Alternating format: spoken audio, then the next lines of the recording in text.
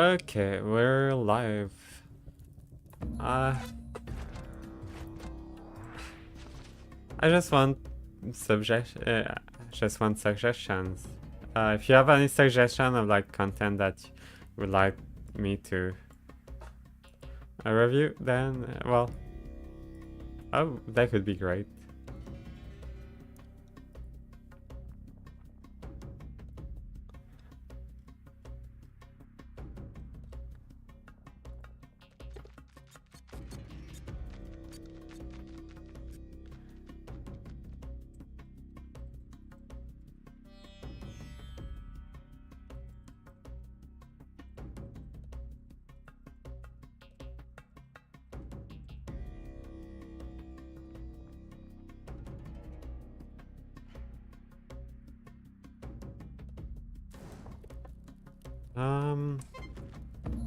I could start playing. I started playing Spelunky because I was trying to find something to review while playing Spelunky. I think it's a great game to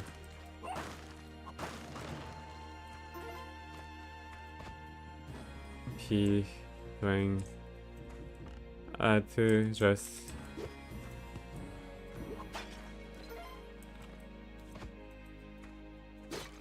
be reviewing stuff too. If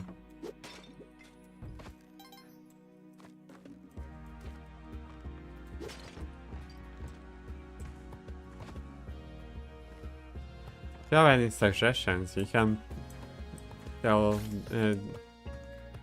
see them in the chat. I don't know if links work here.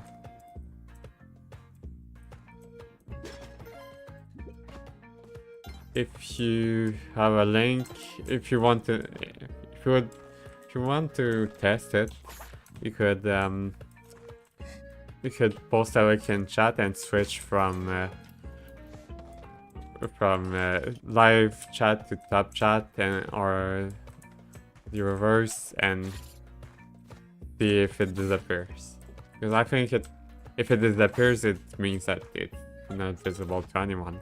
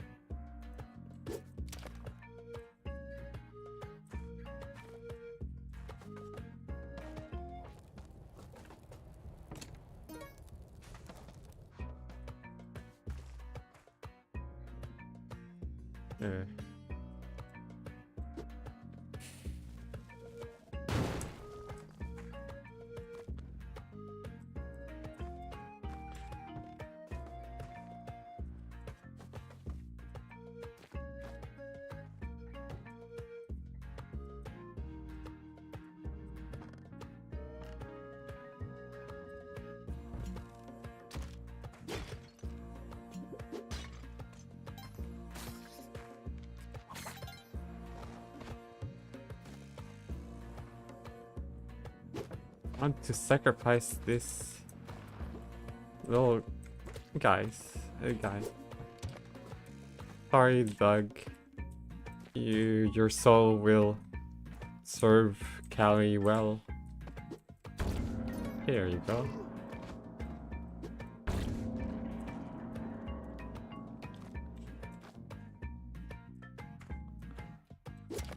Wait, that's not...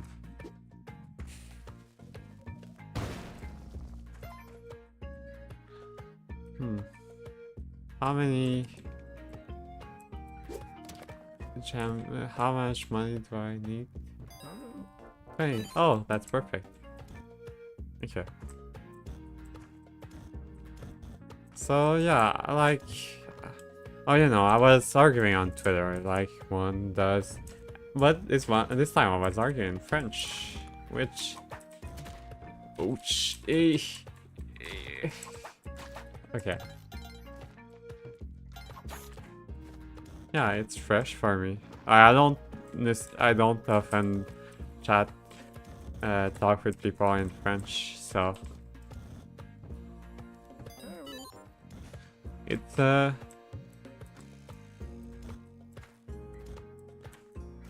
Well, it's not very come on. Like I can express myself so much better in French. Oh, let me check. Gotta.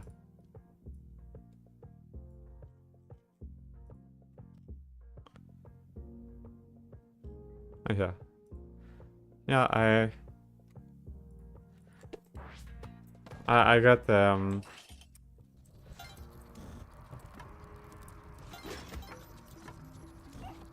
what was I? Okay, yeah, I was talking about the notifications. Ignore that.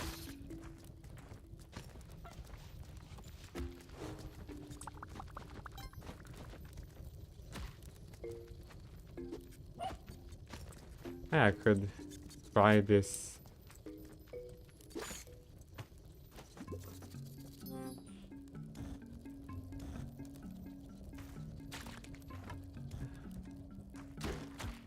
Oops. Sorry, I did. Yeah. Okay.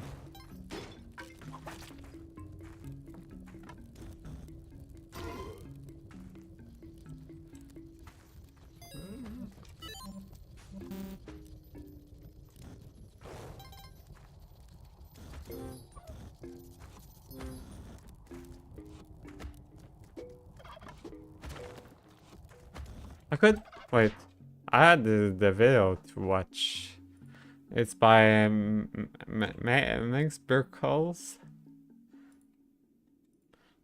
It's well, it's just I like kind of like her their content. I'm just well, like I had some things to talk about. So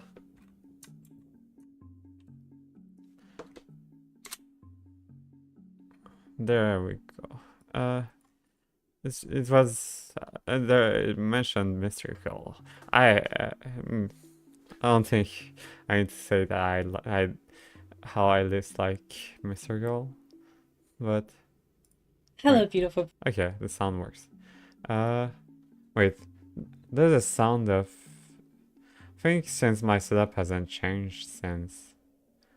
People. Yeah, it should be going through. Okay. So I do that and then I put it in. I put the thing. Oh, okay. I think it could be going. Could be okay.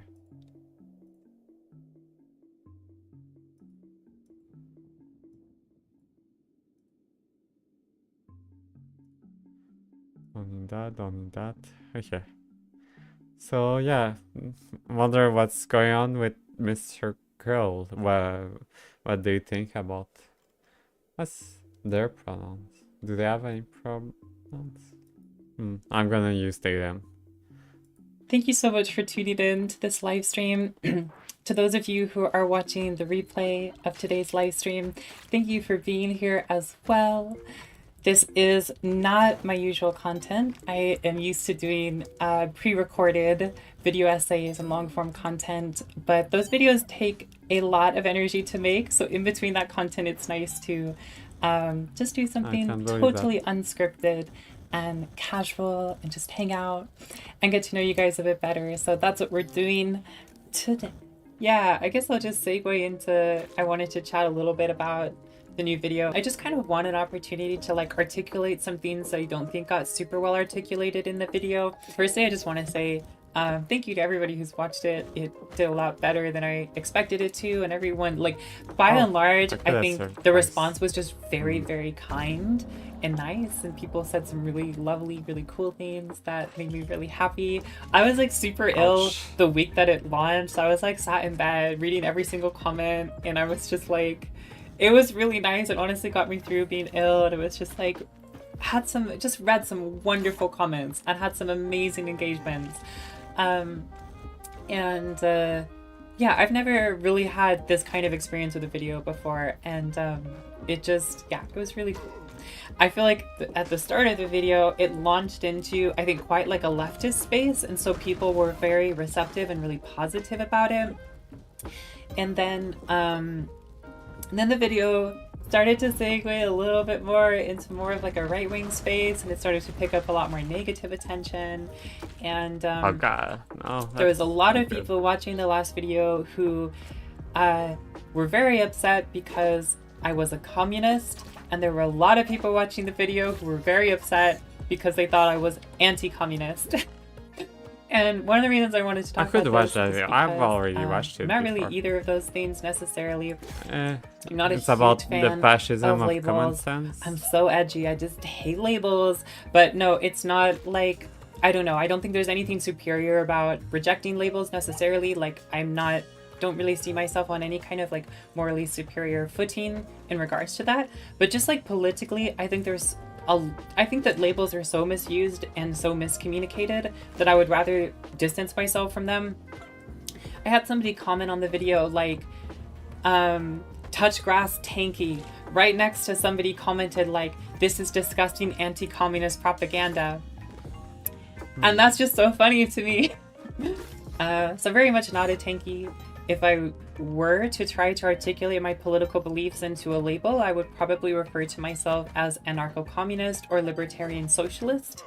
And I think that people will tend to take that and assume that I am really just brave, anarchist or just I communist, or really that I am neither, that I am like both of those Aristotle things. And I style. think the truth is like, firstly, why is that so important? But secondly, let's focus on the actual beliefs. And I don't know. I think I have a lot of wide-ranging beliefs about like idyllic political structuring, and I found with the last video it was really frustrating that people would kind of like reduce my entire political understanding into a label. Yeah, just wanted to clarify that I wouldn't necessarily say that I'm a communist. And in terms of the comments that were saying that I was anti-communist, I do want to give a little bit of credit to some of those people, because I think the way that I navigated talking about the USSR was a little bit like, it was just a little bit more frank than I would have liked. And this is the challenge with doing a video essay, is that you're trying to communicate so much information, but like not make it too long. And then like you want to go into depth, but you don't want to go into so much depth that people lose focus or that they're not entertained. And I'm not necessarily trying to position myself as an authority in leftist topics. Like, I'm trying to like share some ideas that I'm excited about. And one of the things though that I do think I addressed a little bit too rapidly was the way that I was like just kind of like generalized about the USSR as just being this like completely evil state. And there's a lot of people who were like, yeah, well, it was a little bit more complicated than that. Like, there were anarchists in the USSR doing great things, and there was like, I don't know, there's like lots of different factions and lots of different people involved.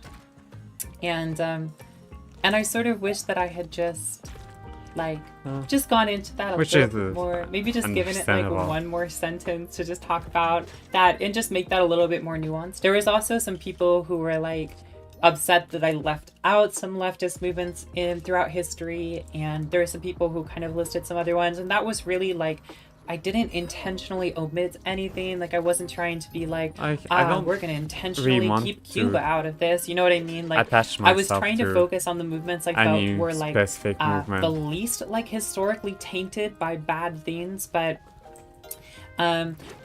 ultimately the video was, I was trying to kind of like make this point, but like I didn't want the whole video to just be a history of like leftist movements basically.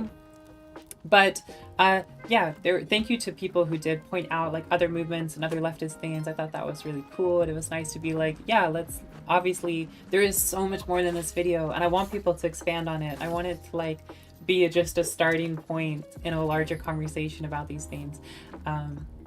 There was one person who thought that I didn't cover the Black Panthers really well, and it was kind of again that theme where it's like, I gave myself 2 minutes to talk about the entire Black Panthers. It's like, maybe that was already not really the smartest thing of me to do, but that's what we did, and I did my best. But yeah, there's a couple things I think I could have done a little bit better with covering these. Funnily enough, the first half of The Fascism of Common Sense literally was an essay. Like, it was an essay that I wrote for school, And I wrote this essay about, yeah, basically about the fascism of common sense. It was slightly more about class in the essay that I wrote last semester. I took this class called Critique, Practice, Power, or something like that, I think.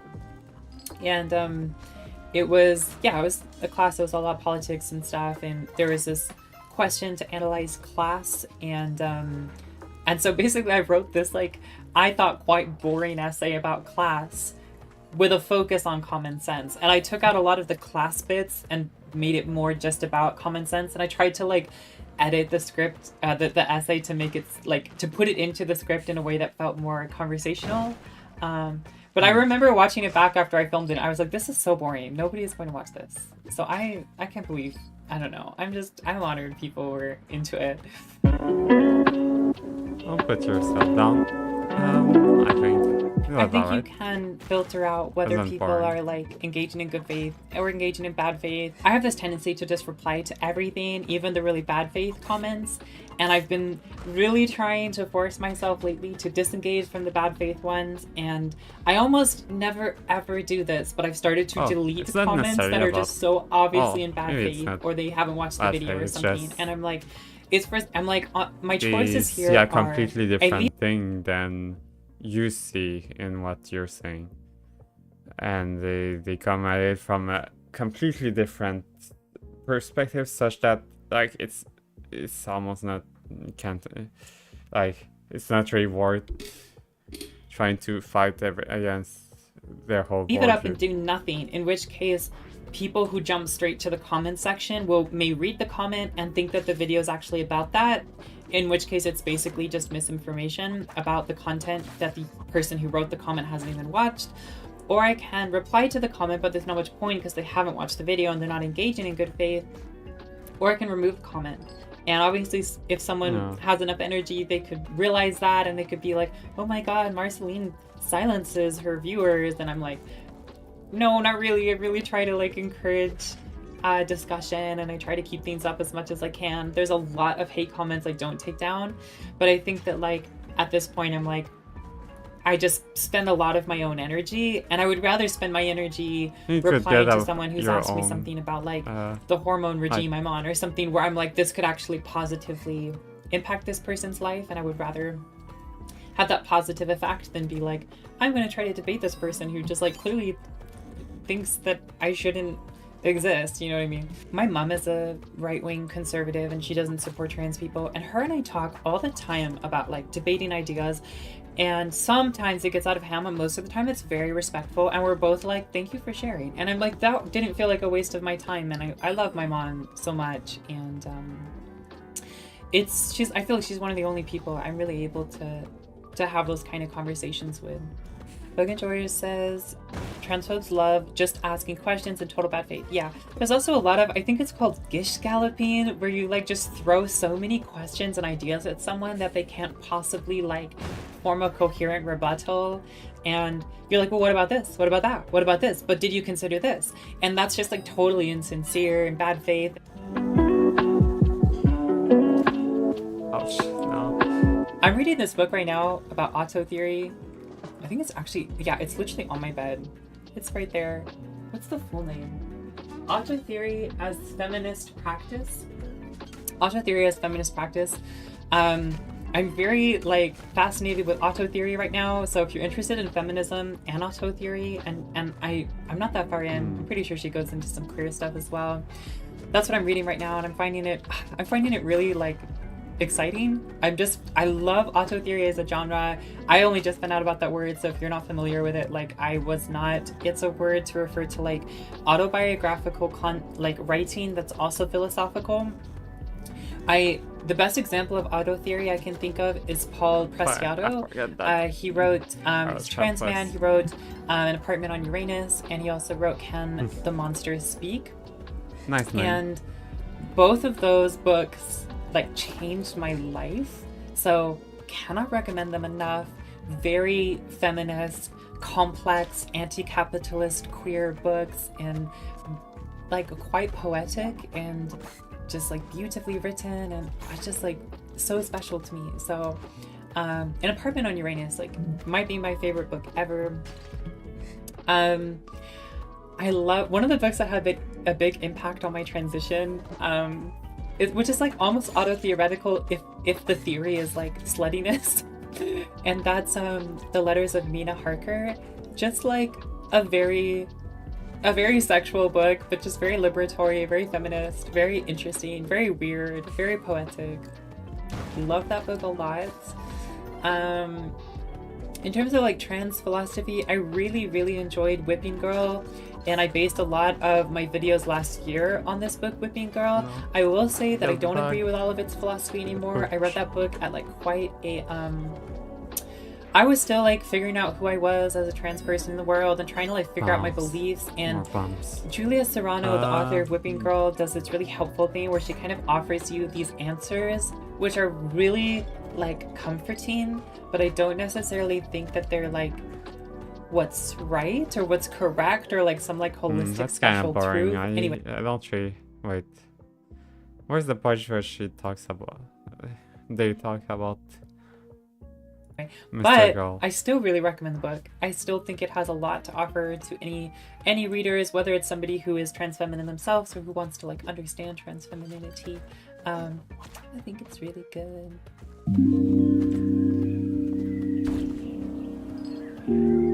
I don't know, to be honest with you, I'm quite fond of not really labeling myself at all. I tend to identify as trans feminine more than anything else because I am an assigned male at birth person who was told that I should not be feminine.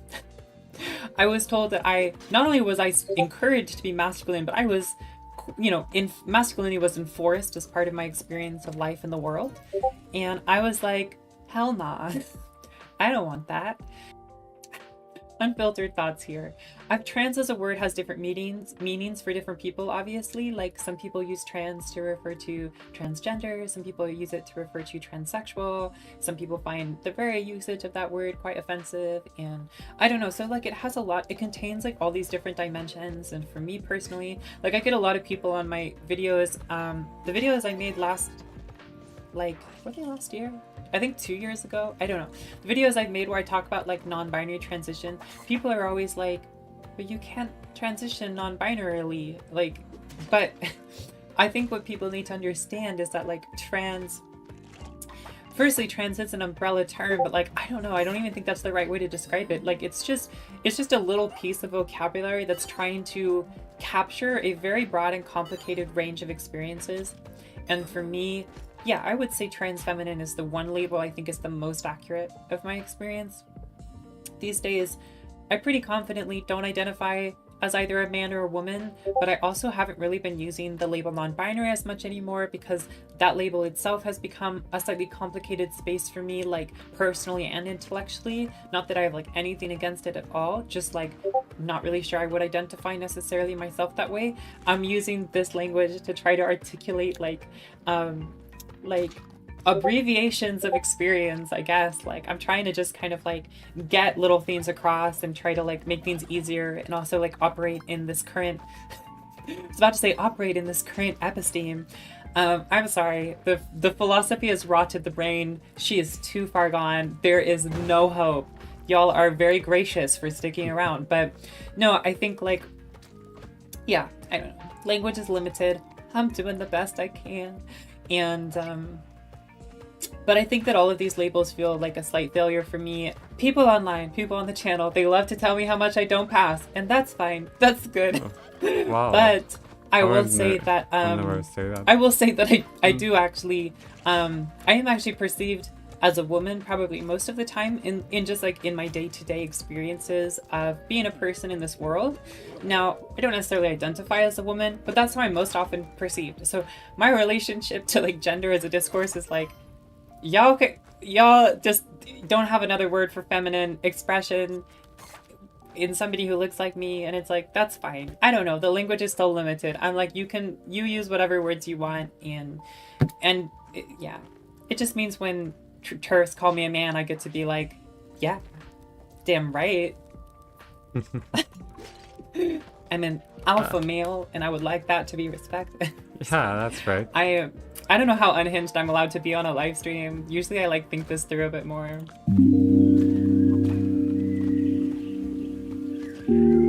My experience of living on Turf Island is like, it's a place, it's fine, but the political climate, the like metaphysical like debating happening all the time of this like imaginary world of trans people invading women's spaces and being a hazard and stuff is like so utterly mythological and frustrating because it's just so, yeah, it's just so far removed from anything that is real life. I have it in the script, and I feel like I should talk about this, but one of the things that I mentioned in advertising this live stream was that I was going to talk a little bit about my decision not to go on this Right Guys podcast, so we're going to talk a little bit about that. Yeah, so a little while ago, I got invited to be on MrGirl's podcast. If you don't know who this is, Mr. Girl. He is a, I think it's fair to say, a right-wing debate bro, and a little bit of an edgelord, and a little bit of like, feels like he's kind of trying to be controversial for the sake of it. And I'm going to read out the email that I got from his team. And it says, his Hi, team? Ed. He has a team? I am inquiring about your willingness to conduct a live stream conversation. My client, Max Carson, would like to discuss your perspectives around being sex critical and choosing the self. His audience consists of 18 to 30-year-olds, 75% male, and 25% female, with an appetite for nuanced conversations about complicated, controversial topics with academics and specialists in various fields. The live streams are unscripted, free-form discussions with room to breathe and time to formulate responses, with more polished versions published to podcasting platforms. You can find a selection of notable academic interviews here, etc., etc. Warm regards. First red flag is the 75% male audience. I mean, technically, I think my audience is like 75% male, but I kind of just assume that that's like people who haven't changed their gender on Google. I don't know. Don't want to make any assumptions at all.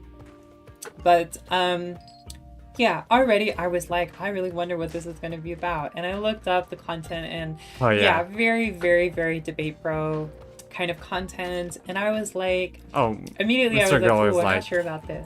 And then I was like, I'm gonna give this, like, I'm gonna actually do some research about this guy. And I look him up, and the first few things I found are things that like weren't the best. I can't even really mention them on here without fear for demonetization. But needless to say, has done some very PR stunty, controversially stuff. And then I stumble upon this article which reads out, TERFs should stop being mean to trans people. It was so interesting for me to see this position from a transphobe to be arguing for TERFs to be nice to us. And I'm like, oh, cool. That's nice. Yeah. I'm really into being nice to trans people. And I think that there's something that might be like kind of argument that like about Jews, like hating Jews is like not. I wouldn't say that. I think Max is a monster. I think but like maybe his kind of argument would be like, oh, don't hate those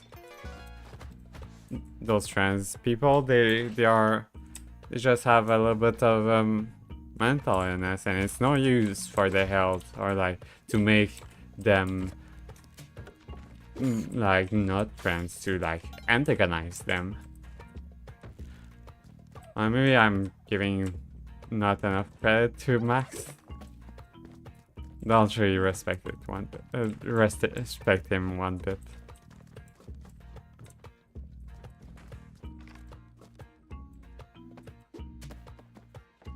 Like, yeah, it was like in books like the one that this guy from Austria wrote, that like argued that anti-Semitism anti-Semitism is cringe. Well, like hating people because of their ethno religion is cringe. You should be wanting to purify the nation, and that doesn't mean that you should hate the people who are impure. Things like that. I could maybe read that article. Actually, like, obviously, like, they can be misused and stuff, but I think actually, like, I wish we would talk more about, like, how mean everyone is to trans people. I wish that was discussed, because it's just nice to Oh, it's just nice to be I think kind. it's like And I frankly was reading the irrelevant. article, and there's like some bits and pieces Like, where I'm like genuinely a little bit intrigued saying to that- see someone. Oh, well, like, I don't even need to make a comparison to, like, the nationalsocialistisch. Like, turfs being nicer would like make them they would make them less effective to fight against. Well, they would be like less obviously, if they would be less obviously evil, like they would be like harder to argue against. So I guess like it's not a requirement, because anyway there are some of those nicer turfs already, so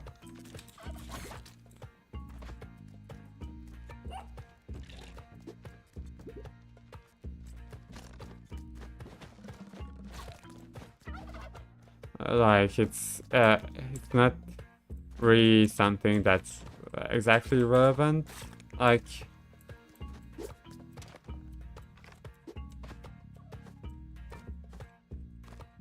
there are more savvy transphobes.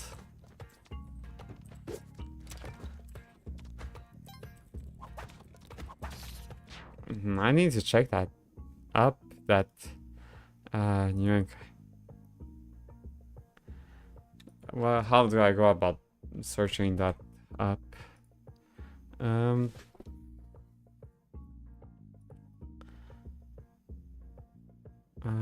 Free.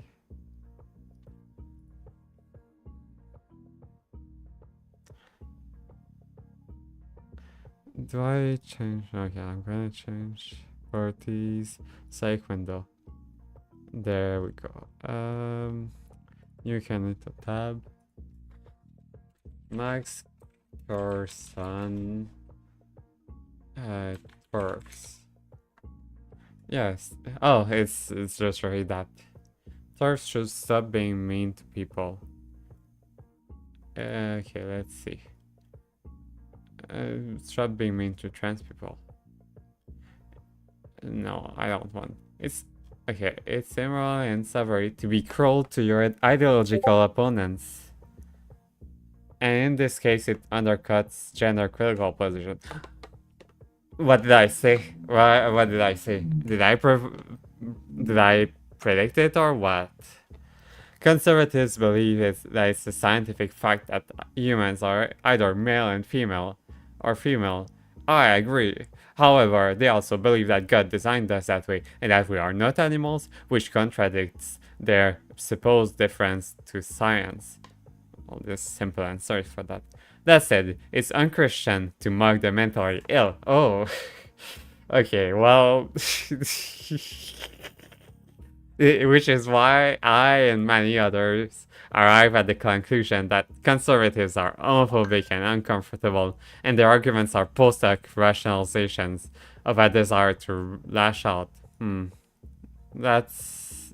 I'm not sure about that. I think it's more an overbearing ideology that, like, well, of course you wouldn't criticize an ideology. You wouldn't criticize a worldview because he's part of it. Like, well, but yeah, like that kind of ideology could make people like more savvy, like Max Carson. Philosophically, No, TERFs on the other hand are a bit more nuanced in their takedowns of gender ideology. Oh yeah, yeah, that's really. Let's put that full screen. Um, Philosophically, TERFs maintain that thinking that you're a woman can't make you a woman. Progressives increasingly refer to biological sex as a social construct, secondary to gender identity. I'm not sure if that, well, increasingly, maybe. Um, I've seen lots of people still refer to biological sex as like being immutable. Or some, well, being immutable doesn't mean it's not a social construct. And also, biological sex is whatever you define it. If it's something physical, then it can be altered. It is mutable. If we believe that, TERFs argue, then gender ideology becomes a religion in which we inhabit our bodies as spirit-like gender identities. Uh, well, that's is he agreeing with that? Psychologically, TERFs show uneven compassion for trans men and trans women. They see trans women as perverted, entitled, delusioned men who get off on invading women's private spaces. Trans men, on the other hand, are more likely to be seen as victims. Women who have been shamed into destroying their breasts and vaginas, a shame that most likely originates from male misogyny. TERFs are angry because they see there's narcissistic perverts winning at women's sports, pressuring lesbians to suck their girl dicks, and eroding the very existence of women in our collective consciousness by squeezing concession after concession out of progressives. Okay, first off, that's not something that only TERFs believe, and like the line between who's a TERF and like who's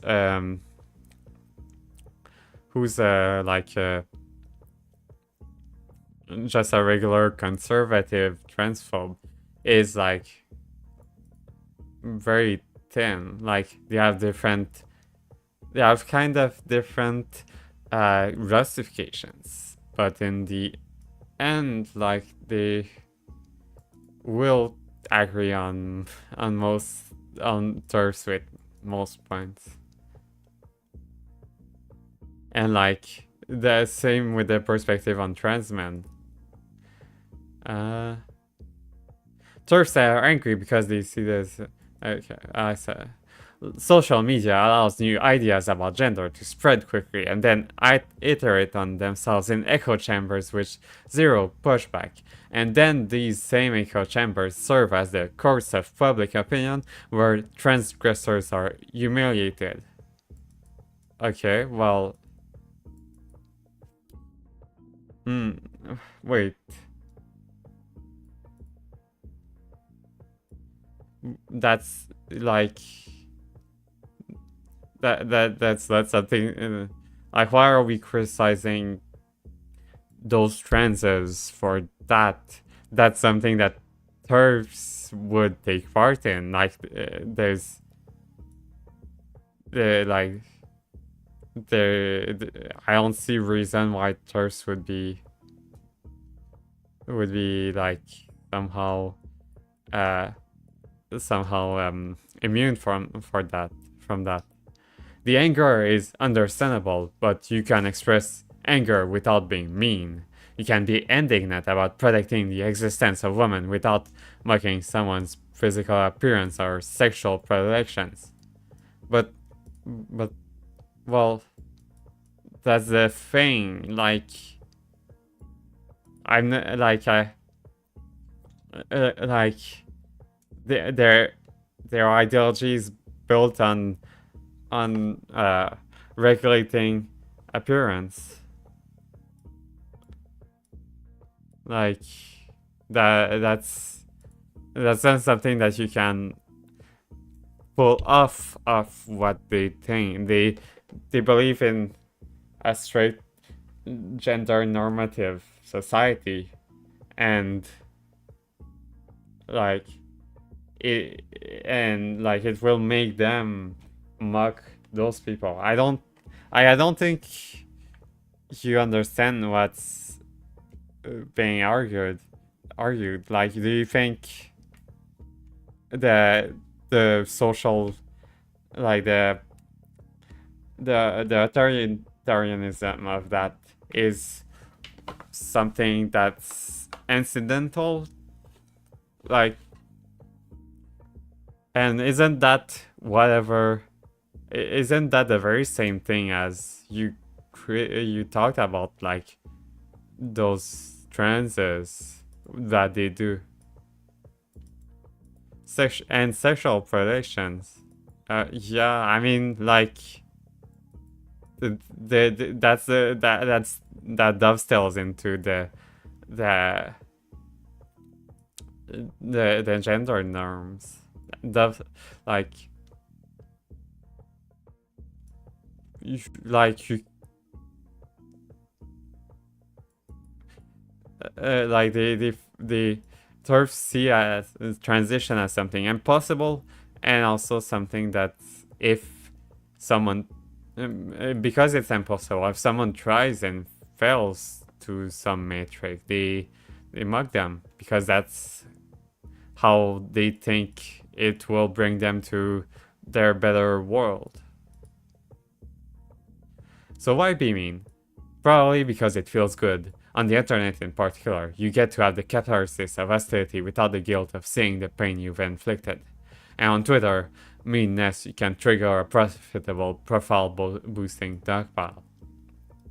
This behavior is wrong, cruel, and, from an advocacy standpoint, foolish. Here are 8 reasons why.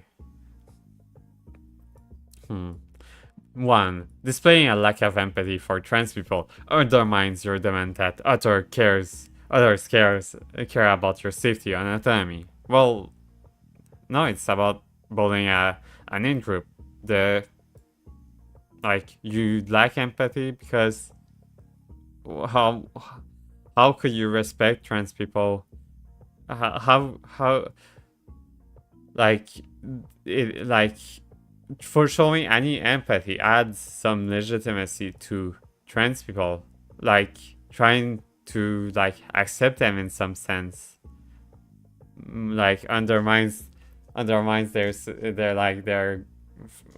goals.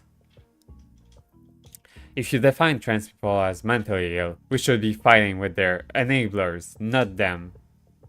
Wait, what does that mean?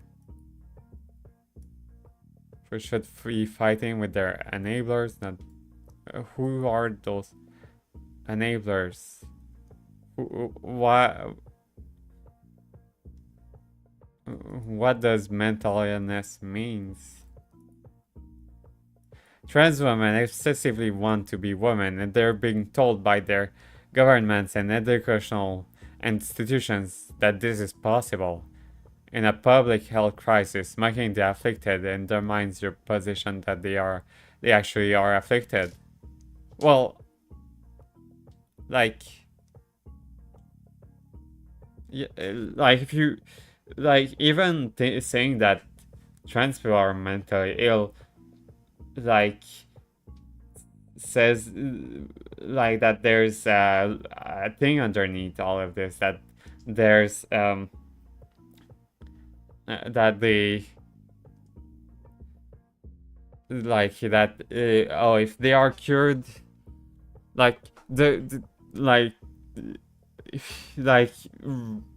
it's not the thing is, it's not a mental illness, so that they're fighting against. The mental illness is just a tool to delegitimize. It's not a philosophical justification. Even if they don't care about mental illness in general, even if they believe that it was a mental illness, the argument is that like they are not legitimate. They are not. Their demands are not legitimate. Anything that they say is should be laughed at.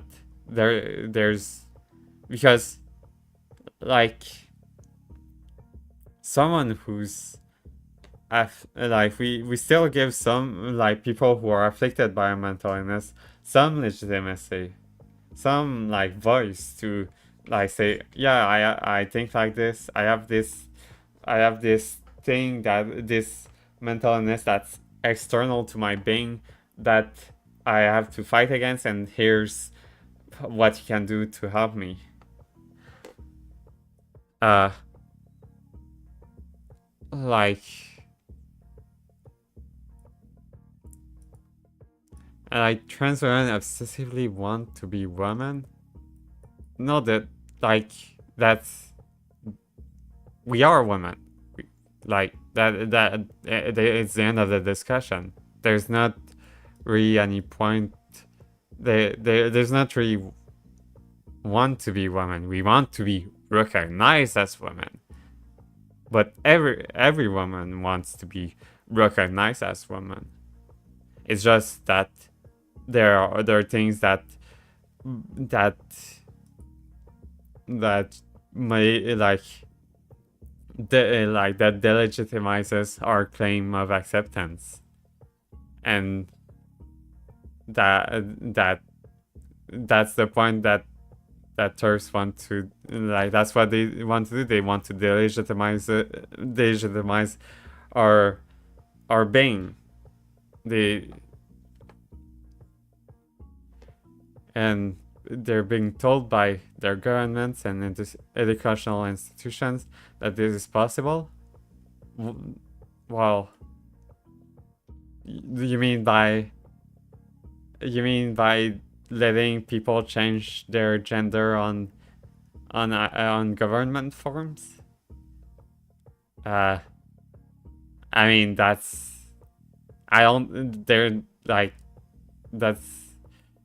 more effective than being accepted in society. It's not like, it doesn't change anything, the marker on identity. It doesn't change to your being. It changes how you're perceived as in specific situations. You know, or like, yeah, the like mental illness has, even if recognized as a mental illness, has been a tool of delegitimizing the claims, the political goals of a group. If body shame is the origin of the trans mind virus, you are indirectly making the problem worse by shaming people about their bodies. Additionally, you are causing collateral damage. How many masculine-looking dice in your audience are cringing when they see you rip into a trans woman for their jawline or hairline? Oh no, that's not relevant. Like, that's like those masculine women, they don't matter. They are like, if your goal is to impose strict gender norms based on like a conception of sex, well, of course you're gonna have to break more eggs. And like, even without body shaming, those women, those masculine looking women would still be affected. Like, their whole project is about regulating expression and ways of being. Derogatory comments about trans people not passing are very similar to derogatory comments about cis people not passing. For example, a man with man boobs or a woman with facial hair. Mocking people for not passing reinforces the sex stereotypes you ostensibly stand against. Well, No, it's they aren't criticizing, they aren't mocking. Like, why do you think that um they have the wherewithal to, or not even the wherewithal, but like the they actually think that like a man with man boobs is just it is just an unfortunate thing. A woman with facial hair is just an unfortunate thing. Mocking people for not passing, well, those people are transgressors. They are not just victims of unfortunate things. They are actively trying to undermine the fabric of the society this society they want to preserve, whatever that is. Like the thing about wait, I should change my YouTube.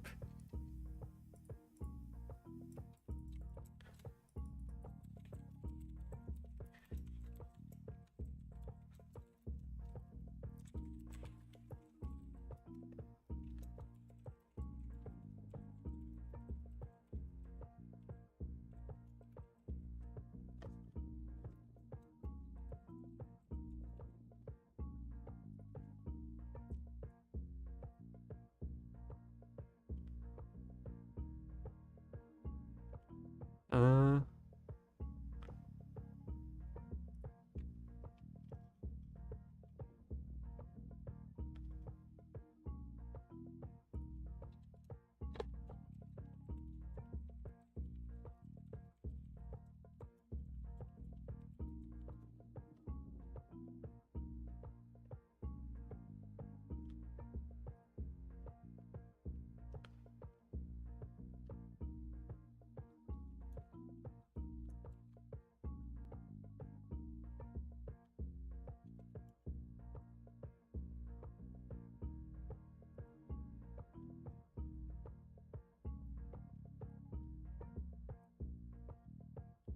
so yeah, um,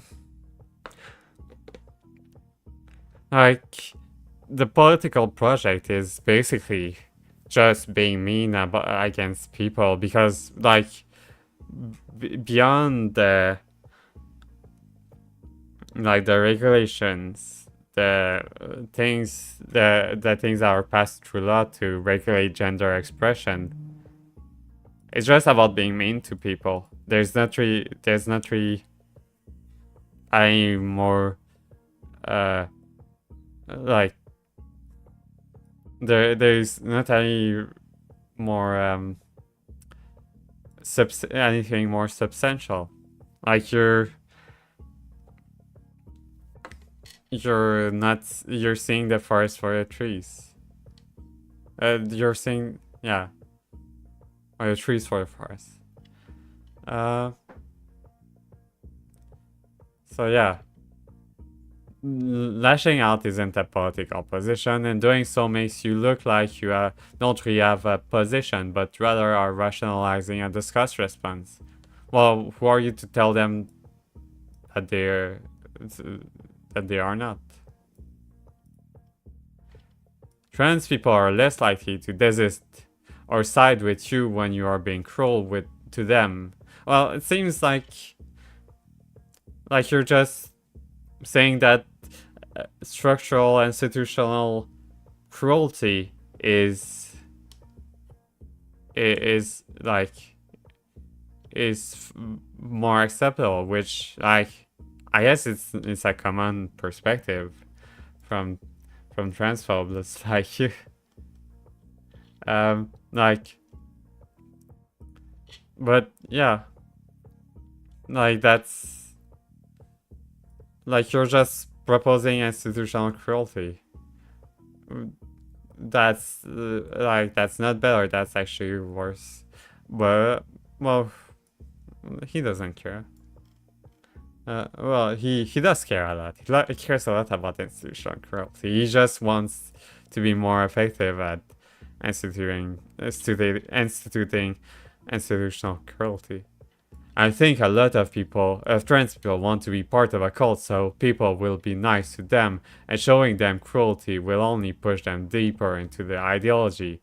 And if you believe some of those cult members are children whose sex organs are being mutilated, as I do, of course I do, then it is pretty despicable to be transphobic towards them or in front of them.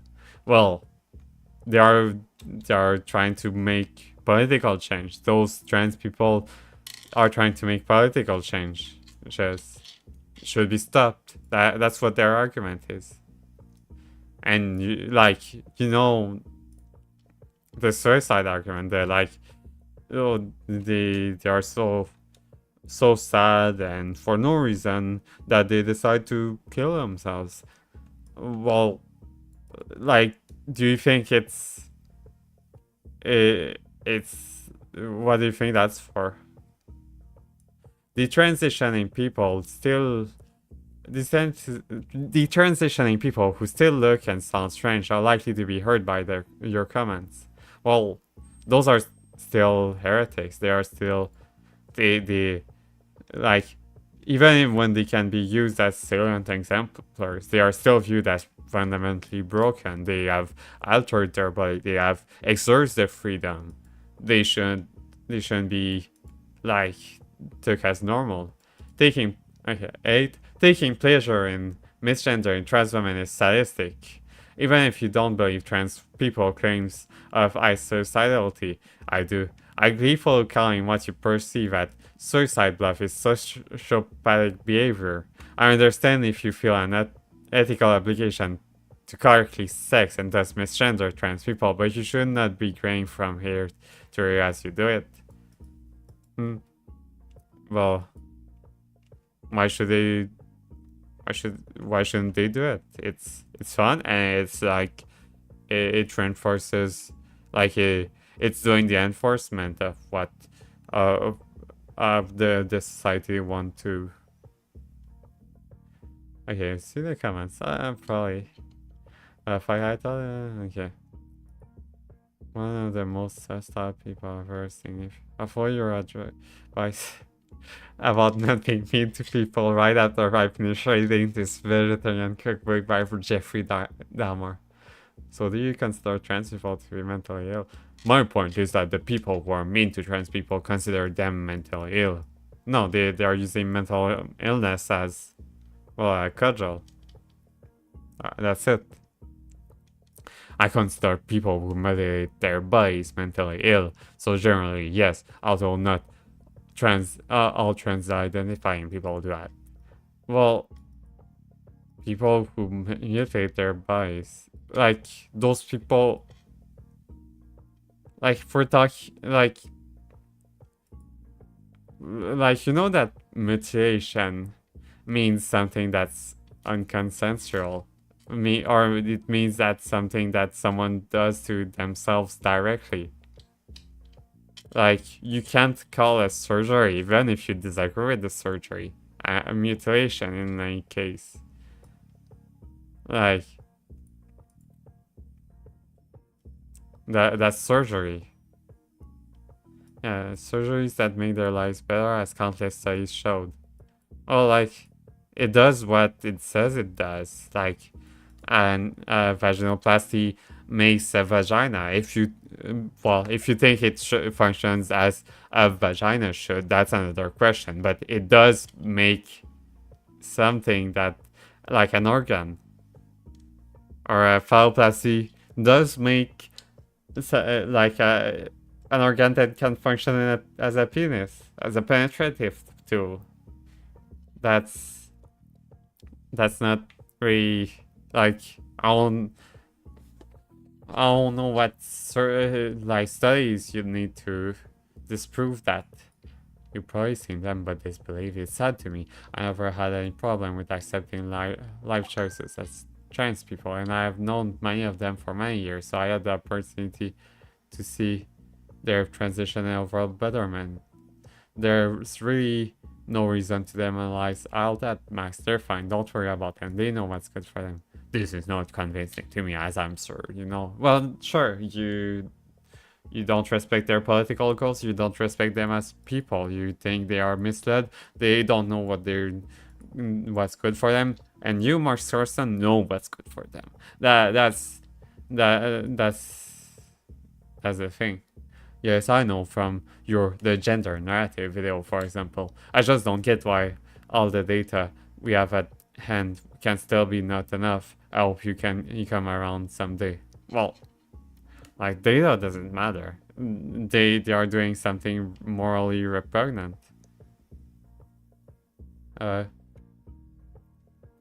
why those studies say that some people doing something morally repugnant makes them better? Well, rape makes people feel better, makes the rapist feel better. And studies show that, but like, why should why should I condone that kind of thing? Well, of course the station is that it's clear it's a violation of people's boundary and people's political autonomy, but and that's not the case of being trans. Just people. Oh, this person maybe seems to be going in the right direction. John Kirkpatrick. Reposing with better grammar. The fundamental mistake you are making here, Max, is taking the claims of sources as face value. There are certainly some feminist women who have expressed turf adjacent ideas from a place of genuine concern and understanding. J.K. Rowling, for instance. Nah, does she? The problem is most of these women do not self-identify as turf, as for one who do, self-identify turfdom has become a gathering place for the whole worst elements of the anti-sex league. Scum manifesto, political lesbian, man-hating, misandrist viewing of feminism, which we don't like to talk about, but it does exist. I think their behavior is best understood as a combination of they actually are rationalizing a discussed response to men. You see this a lot with anti-sex work feminists. Even enough that I think the Venn diagram between sex negative feminists and turf is a circle. They describe prostitution, even in above-board legal institutions, in such a way that it's clear they are projecting. They hate men. They hate men so much that they cannot understand, even in the abstract, how a woman would ever willingly have a sex with a woman, much less enjoy the experience. And to a significant degree, I think many of the public faces of turfdom draw validation from the primal screams of rage they get from trans-affirming feminists. If they are trying this hard to stop me, I must be right. They aren't going to listen to you.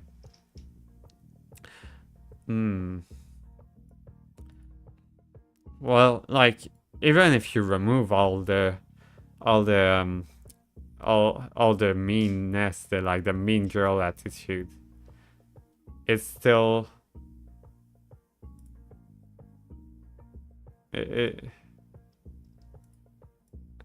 it's still like it's still just a regime of institutional cruelty.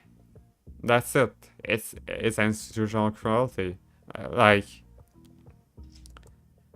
you can sanitize it as much as you want. Fact is, institutions will still be like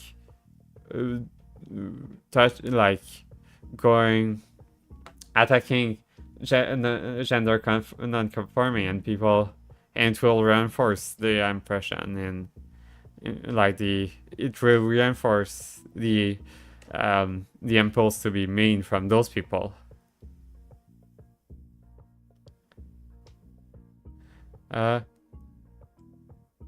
Actually, hey, Ramar Kami, Actually, the main problem with your arguments is that conservatives are just wrong on this issue. Reality at the highest, most abstract, ontological level can never be either or, male slash female. It always has to be both slash and neither slash or nor. Even when an either slash or pattern presents itself in nature, that's just an idea of or definition you have which can be changed, where the biological roles of male and female are more like waves you can go down instead of particles you can be stuck as, and any our distinction is crucially arbitrary, whether it be sex or gender, not really, whether it be sexual or gender, not really mattering. I like where this is going, actually. I feel like it's it must like it feels like what I've heard from a certain philosopher. But like looking at ontological level can never be either slash or, male slash female. Yeah, well, like it's those are things that we assign. It's a categorization we do. And like, it is disingenuous to switch to a PhD in philosophy level of abstraction only when speaking about trans people, never at any other time you discuss anything. I don't know. I think you'd see this person talk about in terms like this about anything. I don't see people like, I wouldn't see them going, oh no. You see, trans people are complicated, but race, state, those things are perfectly set in stone. Like it's demonstrating a much more like nuanced view of the like reality. Like I can't see how I can't see how like that I can't see how someone could just do that for gender. The clear motivation is to appease trans people by contorting to one's worldview, even if you can't find a technically sound argument for doing so. The dichotomy of male and female is super useful, even to people who make this argument, even and maybe especially to trans people themselves. Is it? But like, useful in what sense? Like, it's useful when you want to talk about I don't know, you're talking about building computers, you need to connect the male connectors to female connectors, and you can't connect female to male connectors and things like that. It's useful maybe in analyzing other species that, well, don't have this understanding of themselves. Like, it's useful in some ways, but it doesn't seem very useful in like describing social reality. It seems more like a reinforcing of a social reality than a description. My argument applies practically because it's the only way to move humanity to a world that's not based on a delusional biological sex role-playing, like I'm a man, therefore I necessarily have all those characteristics, or I'm a woman, therefore I necessarily have all these characteristics. With that, it gets exacerbated that firmly dividing humanity in those two narrow bands is limiting, when there's obvious and same blurring between them just through natural expression. You're just uncomfortable with the idea of your parents saying it's perfectly okay for you to have your penis cut off if you really want it to be. But that individual fear shouldn't prevent humans from being free to naturally express whether or not that means tinkering with biology using hormones, or the extreme measure of removing the energetically main signal of maleness, the penis. I think it's like, well, like, yeah, that's what you would say about from an outside perspective, like analyzing it from this perspective. But I don't think that's really a good way to analyze people's reasoning. Like you could make a like that's kind of the argument of like going away from maleness. Like that trans women are just seeking to go away from maleness. Oh, well, chronically, it's just, I guess, it's a long story. Long story. And I think that this person is playing to like maybe Max Carson's like insecurities. That can work, but that can also not work. Like, because, well, you know, it's such a locus of all this insecurity for masculinity that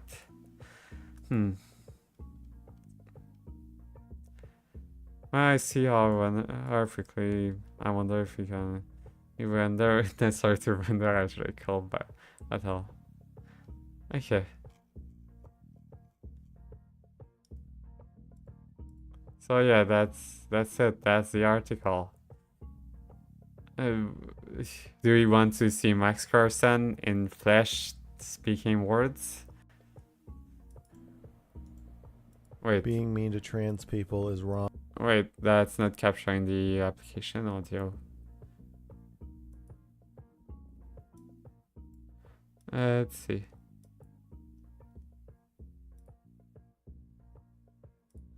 Application audio. Is it? Wait, is it capturing the application audio? Wrong and stupid. Okay, yeah, it is. It's immoral and unsavory to be cruel to your ideological opponents. Oh yeah, it's just him reading the text. So yeah, that's the article. I demonstrate very well the perspective of Mr. Girl, this horrible man.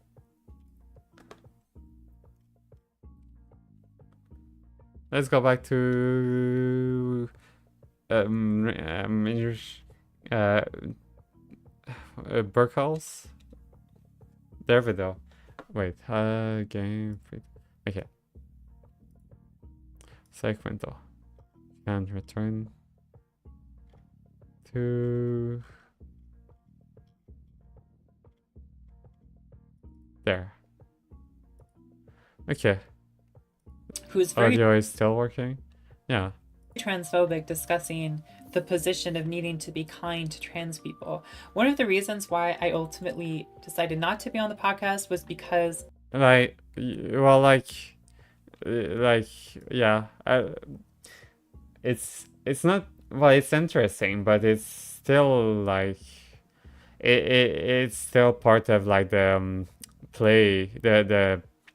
the playbook of other such conservative movements. It's just we shouldn't be like, just I said like before, we shouldn't be mean to individual Jewish people. We should be mean to Jewishness. We should get Jewishness out of our nation. That's basically the same kind of playbook, you know.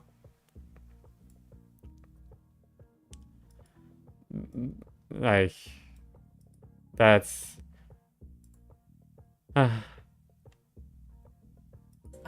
firstly, his audience strongly disagreed.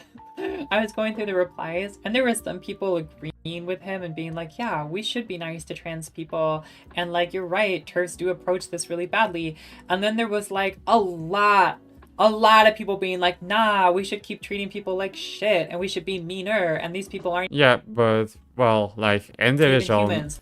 meanness is an expression of the ideology. It's not the entire ideology, and like just Max is just running interference, which is something that I would expect him to do. It's not unexpected, you know? They don't deserve to be treated well or whatever. And I'm like, this is the thing, is like, it's all good and well to try to have a reasonable conversation, but if the audience are people that are just horrible and unkind and mean, then you're like, I'm good. I actually don't really need to like put myself in front of that audience. And I'm starting to reach this place more and more where I'm like, actually preserving my peace is good.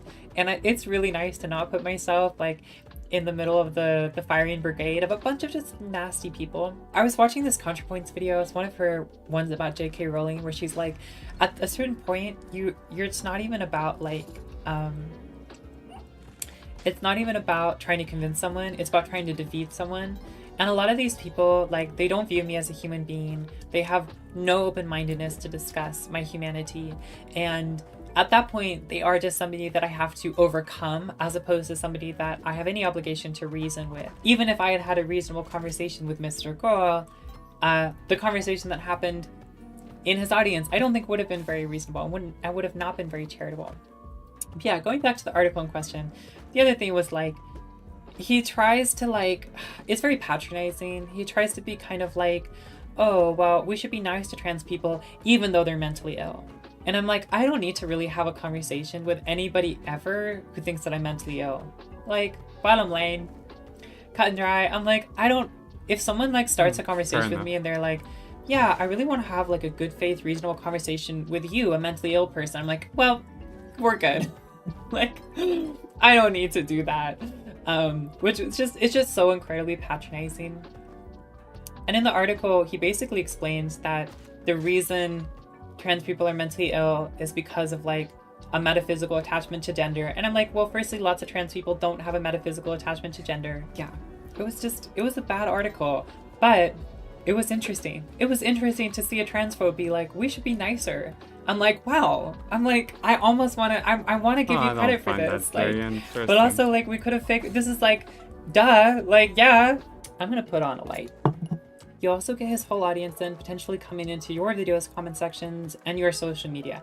Yeah, precisely. It's like, I'm actually really down to not deal with a wave of abuse from transphobic people. Like, I'm super into that. I already get enough transphobic comments as it is. I'm like, yeah, I don't need to invite that in. I think that like it's really difficult for right-wing transphobic people to position themselves as wanting to have a reasonable argument, because they're already positioning themselves in a way where like our safety is kind of thrown out the window, not really taken into consideration. And they obviously don't really think that we're oppressed, but we are. And so like we're dealing with all of these complicated things. Like I've been seeing this huge viral campaign to convince. They want to oppress. That's why they request all those institutional measures. They think that our kind of people should be repressed, should be oppressed. There's no question about it. And because we aren't allowed to be humans in here, if we say that we're oppressed, well, yeah, duh, you're oppressed. We don't want you to exist here. To encourage people not to participate in one of the new like journalist call-outs for trans people to talk about DIY, because it's like we have no way to know that we're going to be treated well. In fact, we should assume that we will not be treated well by this media being produced. And I'm like, I don't know how MrGirl is going to edit this interview. I don't know how this is going to like look. I don't know if it's going to be ambushed. Another reason though that I didn't want to do it was because he clearly wanted to talk about my videos sex critical, and that was something mentioned in the email.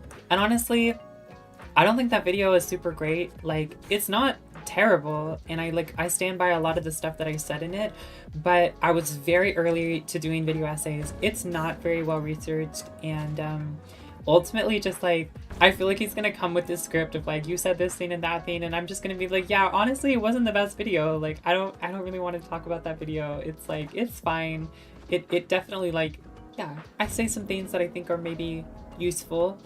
But like, yeah, even the way I approach sex is like quite limited. I want to be like, yeah, what about like what is sex? It's like there's hormonal sex, there's genital sex, there's chromosomal sex, there's social sex, there's political sex. So I'm like, I don't know, that video didn't really do enough for me. Like looking back on it, I'm like, oh, I would do this so much better. But anyway. Alrighty. Thank you all so much for coming by tonight. It has been a delightful opportunity to speak with you all and to hang out. And Okay, I think. Wait, is my connection having issues?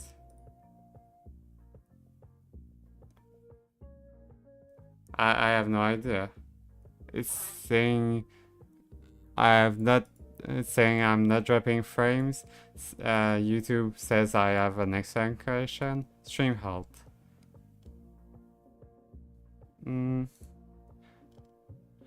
I've seen like when watching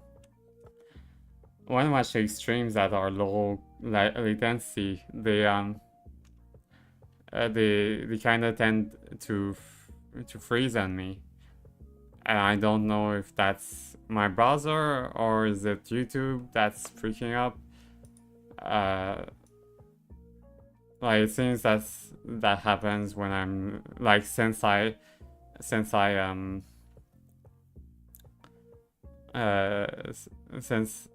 Lucy went low latency or ultra low latency. I'm pretty sure that's. I don't see anything wrong with my stream. Maybe it's YouTube or maybe it's people's. Like if you click on the the live button or the on like the scroll, the YouTube scroll bar to click it recently or just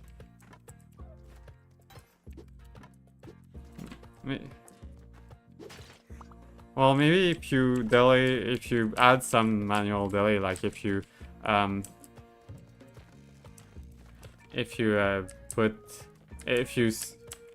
make the video your stream behind for like 5 seconds or something, that's that helped for me a bit, I think.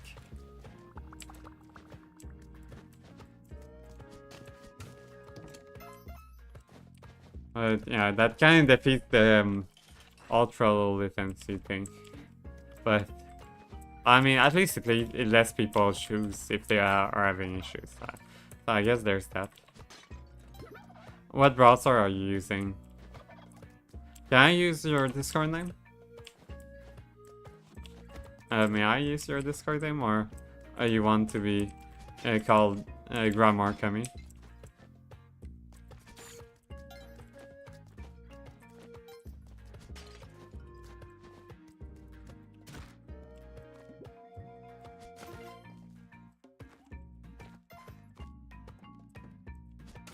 Alright. Yeah, well... Yeah, what browser are you using, Kami? Feels weird to call people Kamis.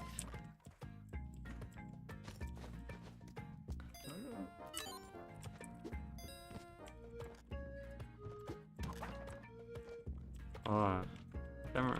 That's so useful.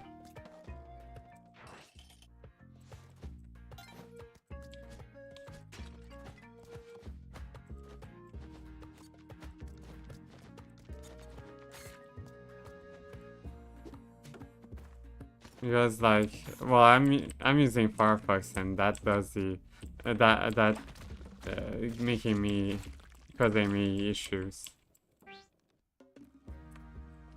Could try watching streams through like some alternate client or using Chromium. Ouch.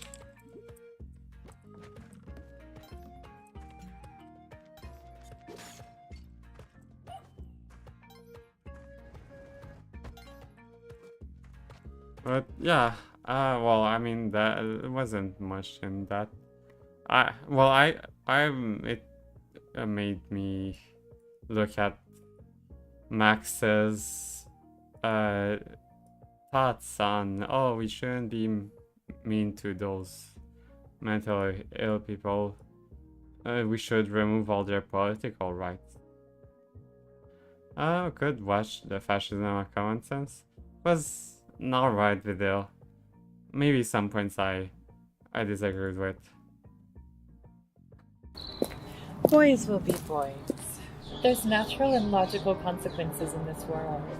Oh, you don't like working 8 hours a day, 5 days a week? Well, that's just life. Life is hard. Just pull yourself up by your bootstraps.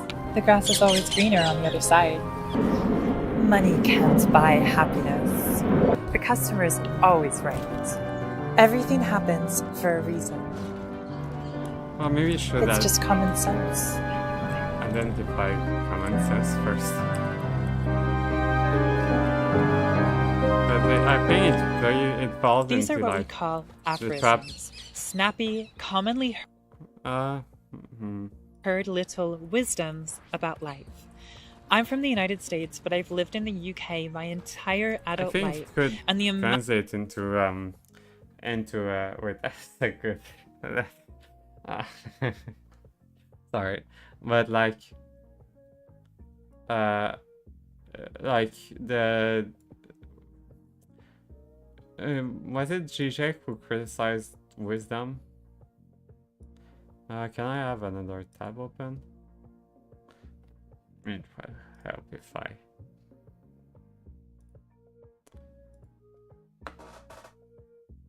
open new window.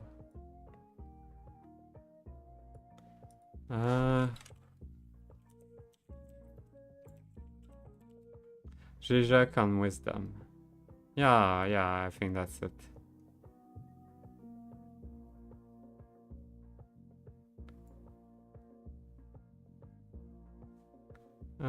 Wait, if I can capture the screen for this stack window. There you go.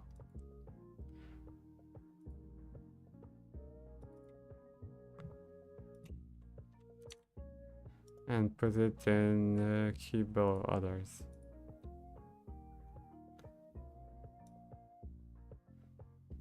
There is a point of so-called Christian, not only Christian wisdom, to which I'm totally opposed. I'm generally opposed wisdom. I think wisdom is the most disgusting thing you can imagine. Wisdom is the most conformist thing you can imagine. Wisdom is this, whatever you do, a wise man will come and justify it, Like, you do something risky and you succeed. There will be a wise man who will come and say something like, I don't know, we in Slovene, we have a proverb, maybe you have a similar one, only those who risk profit, and so on and so on. Let's say you do the same thing but fail.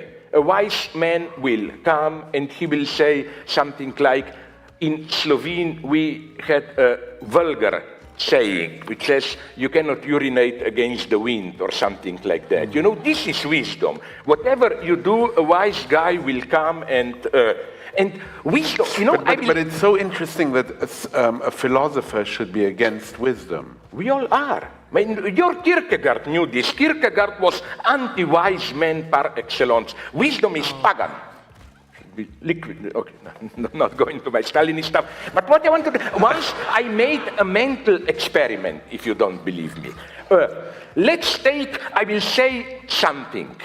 I will say, I don't know how to say it, I'm too ironic with all this pathos, Why are we running after these miserable earthly pleasures?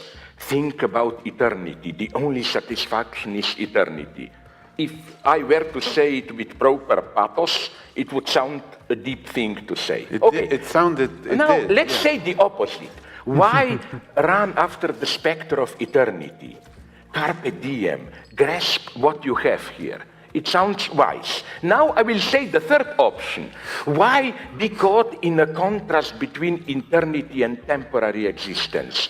The true wisdom is to see eternity in fleeting temporary pleasures. It is wise. Then I say the fourth variation. We are forever condemned between the two. A wise man accepts this. You know, whatever I say, that's my point. You can sell it as a wisdom. This is a wisdom. And if from no one else, from your Kierkegaard, you can learn this, that whatever Jesus Christ was, he wasn't a wise guy. Okay, yeah, that makes that point much better.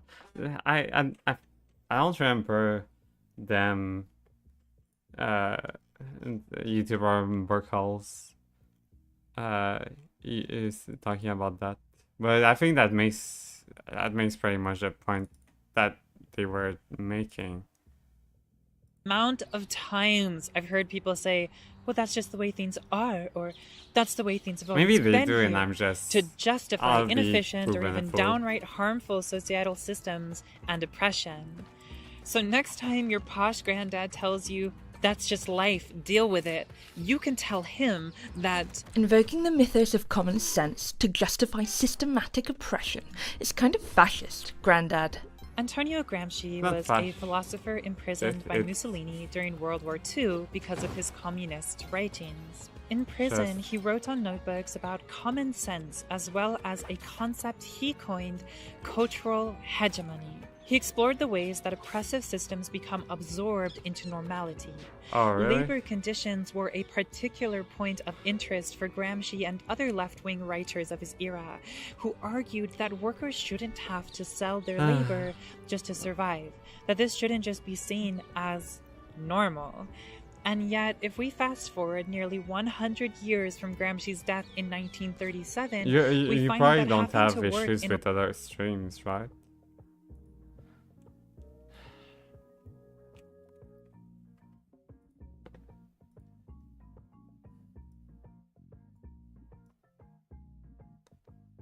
I could try looking at my laptop and if it does the same thing to me, because, well, I mean, like, it might,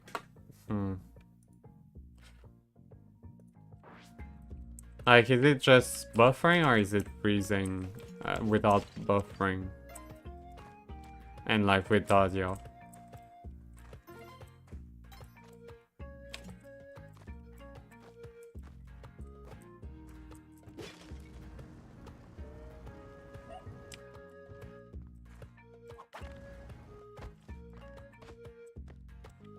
Cause I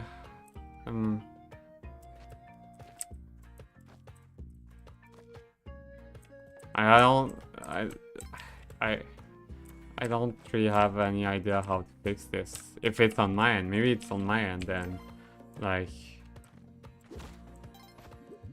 there's something I can do to fix this.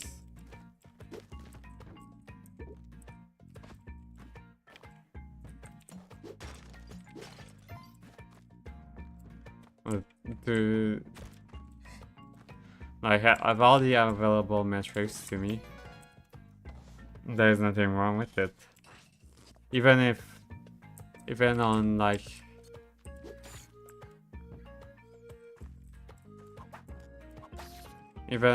OBS or like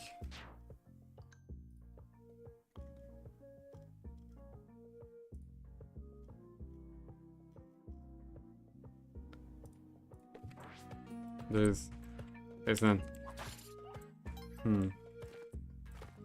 Like there's not much that tells me that there's anything wrong.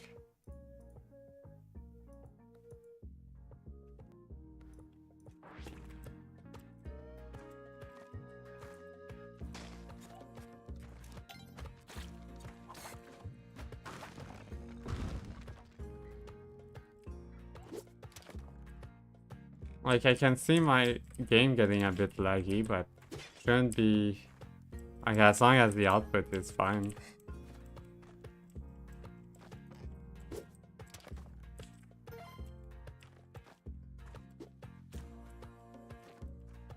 I wonder if anyone else could come in and tell me whether it's happening to them too. So I know whether it's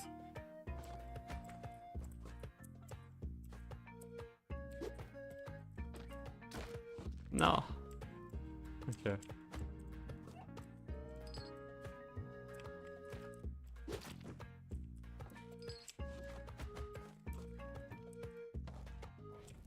Well, anyway, I was...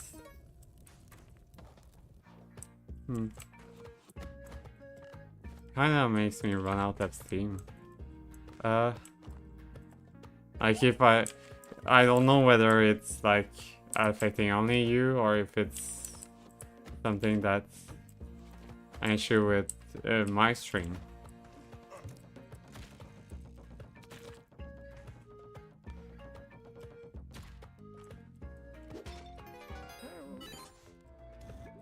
So like if anyone decides to come to stroll, take a stroll and like see that my stream is lagging, they might not even pay attention to it.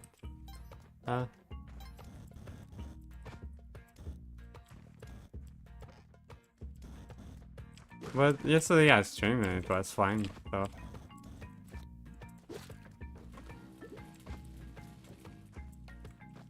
I don't think I've changed anything since then, so.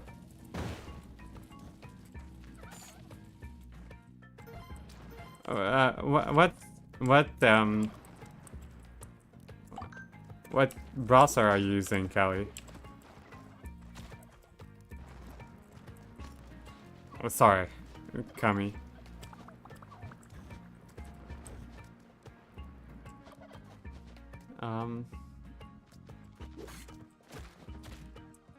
Because that might be an issue with like Firefox, because I've had this issue.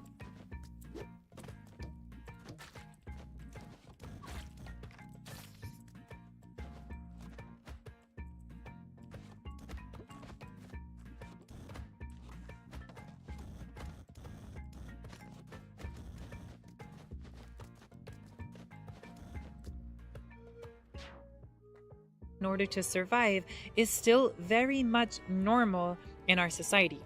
Workers still, for the most part, pay the majority of their salaries to the upper 1% who don't have to work to survive.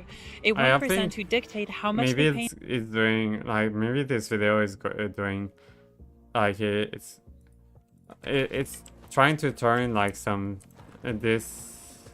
those things aphorism as like something about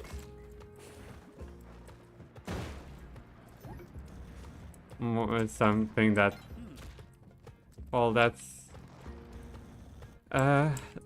more generalized or more generalizable than only to fascism.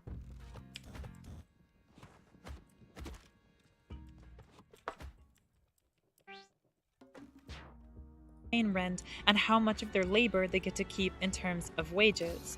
So while it's just life that we have to work just to feed ourselves, it's also just life that the rich don't have to do anything at all, apart from insisting that things remain the way they are.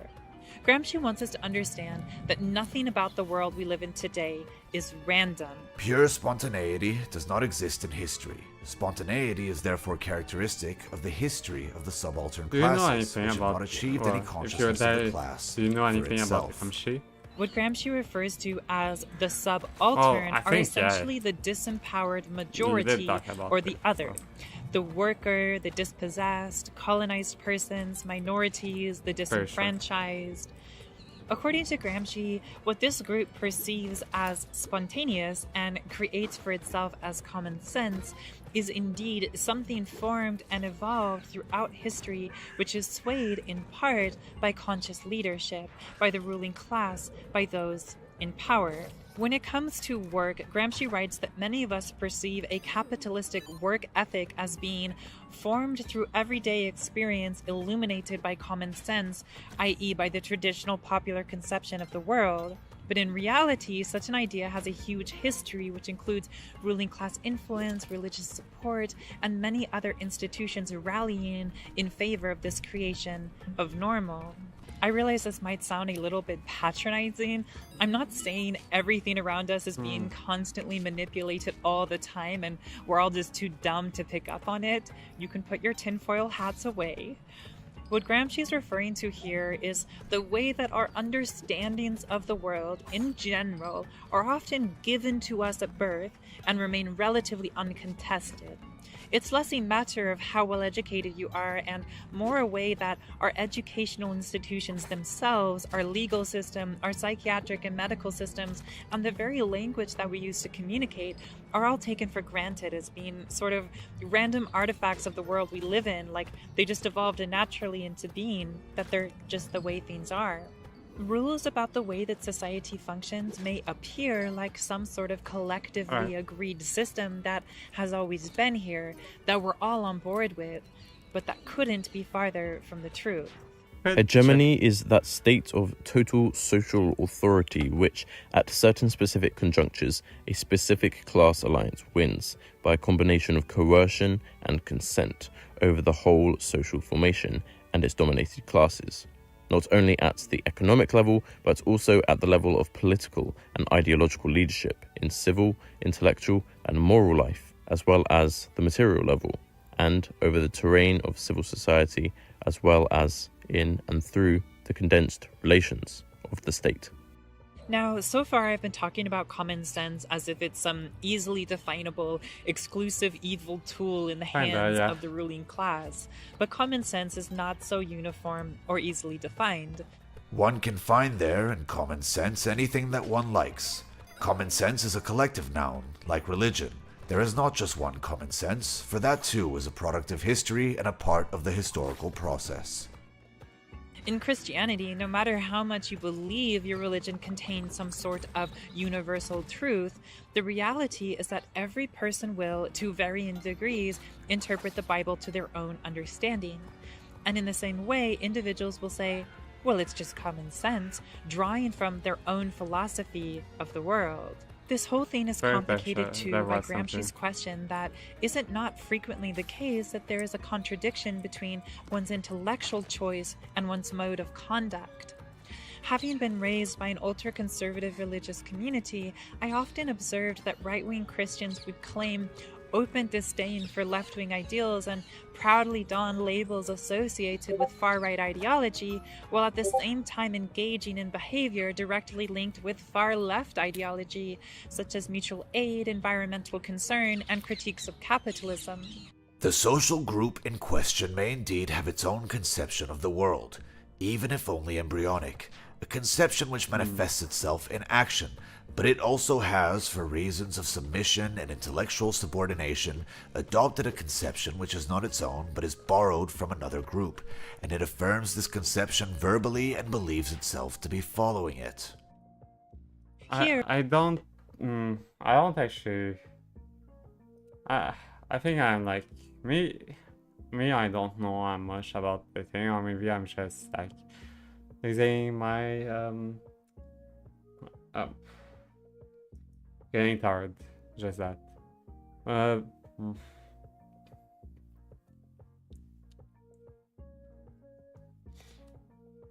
Anyway, it's getting to the 2 hours. I've been streaming for how long? Kinda. I think I'm gonna end it for today. Sorry that like interrupting. I can put I'll post the address where this video so that you can watch it, because also like at this point if I'm not commenting on it, it's just watching it with other people, which I guess it's fine, but it's like it's not the kind of thing I want to do. I don't want to be like just doing like a Hassan where like I could just be at the toilet and leave the video playing.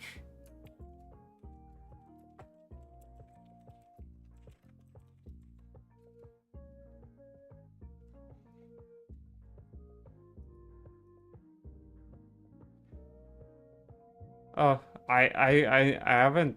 I don't know if it's even a technical issue.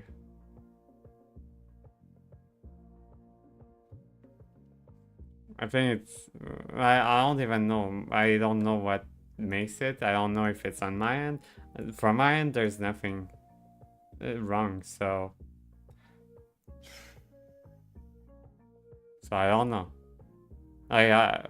Yesterday it was fine. I've never had anyone tell me there was buffering.